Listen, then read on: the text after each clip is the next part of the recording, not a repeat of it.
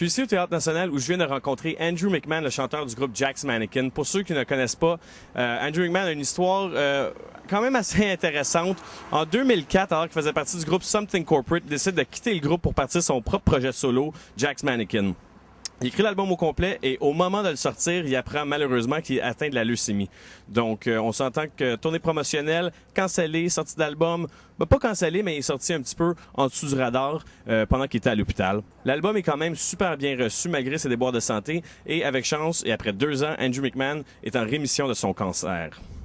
En 2008, il retourne en studio pour enregistrer The Glass Passenger, qui vient de sortir le 30 septembre et qu'il nous présente ce soir au National. Juste avant sa prise de son, j'ai eu la chance de m'asseoir avec Andrew pour lui poser quelques questions. Je vous avertis, quand on pose une question à Andrew McMahon, il arrête pas. Il parle.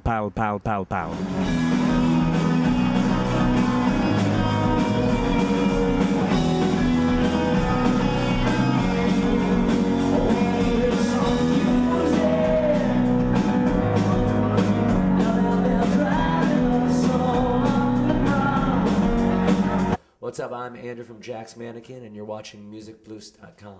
Your record just came out named The Glass Passenger. That's correct. I was wondering, is that how you felt when you're going through all the sort of the hardships that you went through? Or is it just now that you've been through it, that's how everyone in this world is, in this crazy journey of life? It's kind of a combination of the two. It started as sort of a self-referencing thing. I wrote this song that was actually a direct reference to the time I had spent leading up to when I got sick. This time, Jack's Mannequin was on the road. We were touring around the country in a van, and I wasn't sure why I didn't feel well. I was playing shows every night, and the song that I wrote, which didn't actually end up on the record, the lyric was "Keep your eyes on the road. I'm a glass passenger, and I sing for a traveling band." And the idea just being that I was sort of being carried around and had no idea how fragile I really was. And I wrote the lyric. Didn't end up keeping the song, but I remember putting it aside and kind of journaling it down in my notebook, and kind of saying this could apply to something somewhere down the line.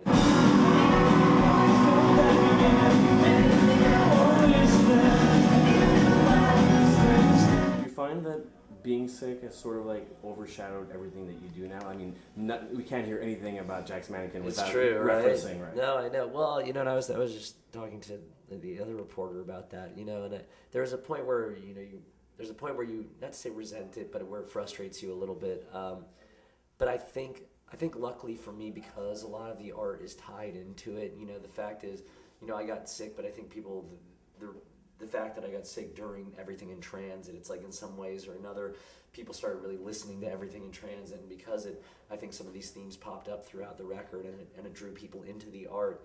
At least if people are going to be so focused on the element of what happened to me and what happened to my health along the way, the fact that at least it's drawn them into my music and they're listening to it, I can't really fight that. In regards to the dissolution of Something Corporate, right? I know that initially you said you had written a song and it just didn't fit with Something Corporate. Do you find that 4 years later and after writing 2 records that still rings true? It's funny. That's kind of like a what came first, the chicken or the egg kind of conversation. I think with me, I started feeling like songs wouldn't work with Something Corporate because I felt like, and very mutually so with the rest of the band, we felt like Something Corporate all of a sudden wasn't really working. We as a group of dudes who are still very close friends, and were even close friends at the time that we decided to put the band on a break, we chose to do that out of responsibility, I think, to our friendships. Was it a concern for you when you started Jack's Mannequin and going out on the road with another band, like different guys? Was that sort of in the back of your mind?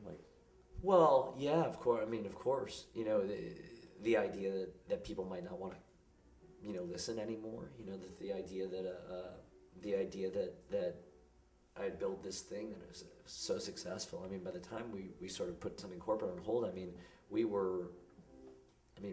had sold close to 1 million records. It was to make that kind of a decision is a difficult decision to make. But I think in that same sense, my responsibility has always been to my songwriting, and has always been to trying to make the best art that I can make. And it forces you to be, not to try and make things that are going to just make people, feel like you've lived up to their expectations, but it forces you to make things that you can live up to your own expectations of yourself. Right.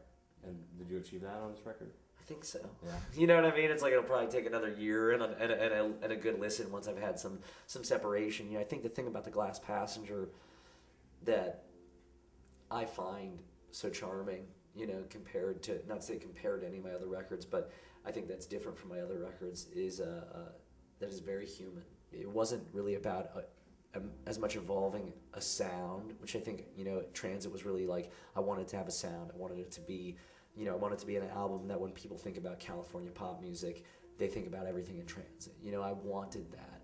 With The Glass Passenger, I wanted people to take a feeling away from it. There's a lot that I don't know. There's a lot that I'm still learning.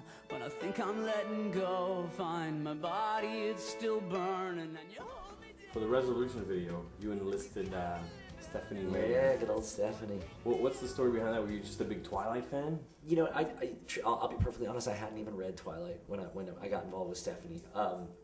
I had a handful of close friends approach me and say, you know, there's this woman who's written these like amazingly impactful pop culture vampire novels. You know what I mean? And she loves what you've done. We've seen on her website that you're in her playlist, and she's quoted you guys as inspiration for certain characters on her in her books. And I said, why don't we reach out to this author? She's an author.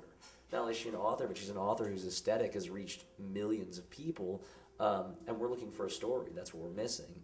And so we called a friend of ours who knew Stephanie, reached out to her, and she wrote 2 treatments for us, one of which we ended up using for the video, and she came out and co-directed the video, and she killed it. You know, I mean, I love it. I think she did an amazing job, and then of course I read Twilight after, you know, in the process leading up to that. But yeah, I mean, I think she's fantastic, and I have to commend anybody who has the ability, like I said, to connect and communicate across so many lines. You know, that's what we try and do every day with music, is reach as many people as possible, and she clearly has done that. All right, thanks a lot, man. Thank you very much.